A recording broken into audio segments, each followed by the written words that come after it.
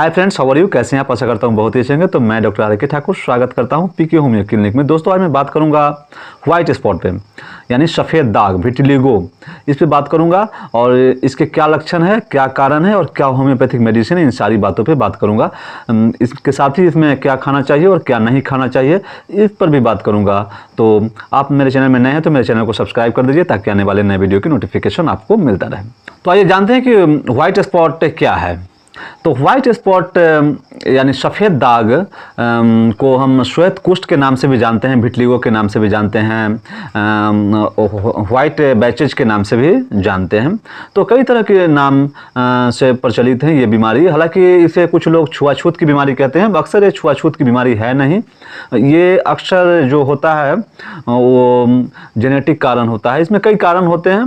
हालांकि वैज्ञानिक मत से अभी तक इसकी कोई जो साक्ष्य है वो साक्ष्य अभी तक नहीं मिला है कि कैसे बीमारी उत्पन्न होता है, इसका क्या कारण है। परंतु कुछ वैज्ञानिक इस पर बताए हैं कि इस तरह की समस्याओं से होती है, वो हम विस्तृत से बताएंगे। इसी में आगे विस्तृत से जानकारी देंगे।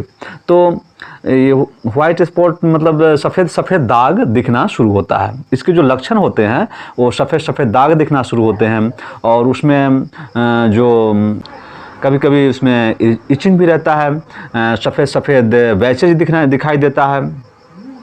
तो ये बैचेज अक्सर जो होता है जब मेलेनोसाइट सेल मेलेनिन बनाना बंद कर देता है, मेलेनोसाइट सेल मेलेनिन बनाना बंद करता है तो ये समस्याएं उत्पन्न होती है। ये जो सफ़ेद दाग है, अक्सर ये सफ़ेद दाग वाइट दिखाई देता है। इसे लोग कुष्ठ, श्वेत कुष्ठ के नाम से भी जानते हैं और साथ ही साथ इसे विटिलिगो और ल्यूकोडर्मा के नाम से भी जानते हैं। तो आइए अब जानते हैं कि इसके क्या कारण है। तो इसके कारण जो है अमूमन इम्यूनिटी पावर के कम होने के कारण होता है। विटिलिगो पूरे संसार में लगभग 1% लोगों के पास है।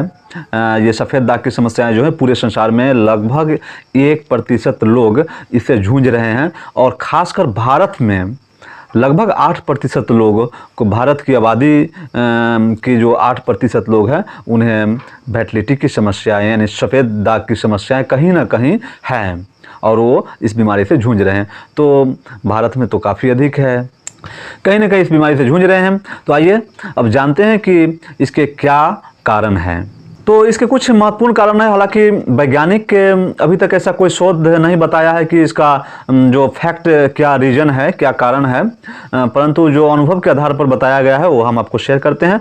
तो जो पहली है वो इम्यूनिटी पावर की कमी के कारण माना जाता है कि इम्यूनिटी पावर अगर कम है तो भी ये बीमारी होता है। और दूसरा जो है जेनेटिक कारण है। इसका जो सबसे मेन लक्षण है वो जेनेटिक कारण ही माना जाता है। जेनेटिक कारण के कारण ही ये समस्याएं होती है।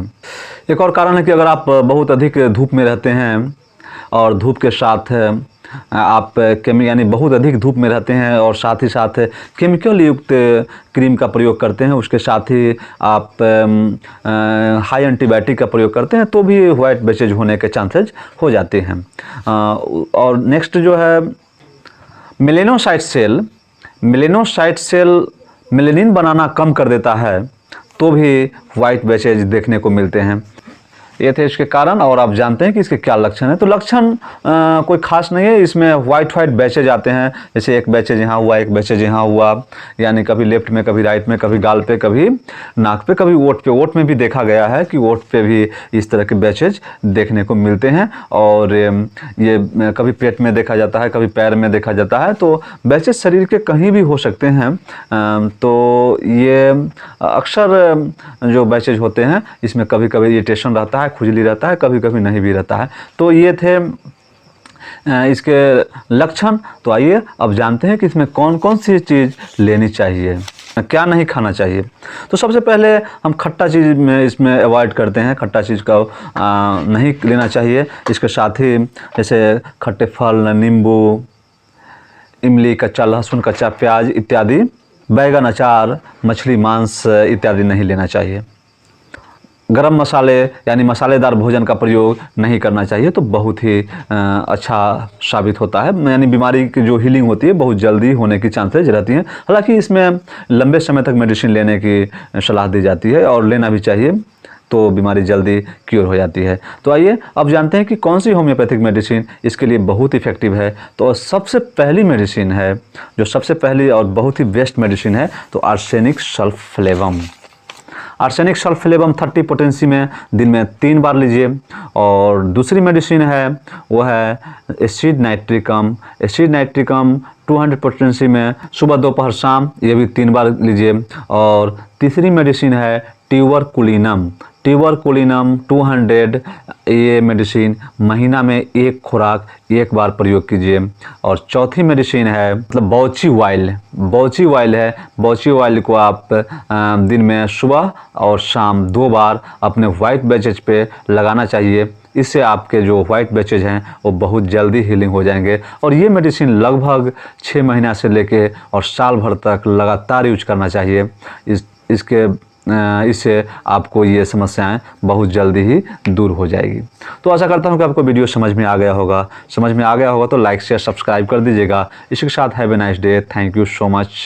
Good bye, good night.